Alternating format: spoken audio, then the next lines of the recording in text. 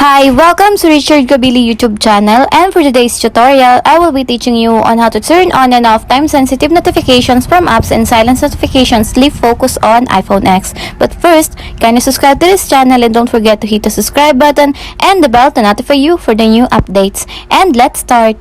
Using your iPhone X from your home screen, first go to Settings. Then in the Settings, scroll down and click the Focus. Then in the Focus, choose the Sleep. Then in the Sleep Focus, click Apps under the Silence Notifications. Then in the Notifications, under the Silence Notifications from, find the Time-Sensitive Notifications. And as you will see, there's a switch button on the right side of it. Then all you have to do is just turn it on to enable. When the time-sensitive notifications is enabled, it is allow apps that are silenced to send notifications marked as time-sensitive immediately. And if you want to disable, just turn again the switch button. And that's it. We have successfully turned on and off time-sensitive notifications from apps and sleep focus on iPhone X. If you have a question, kindly comment down below and don't forget to hit the subscribe button and the bell to notify you for the new updates. And thank you for watching!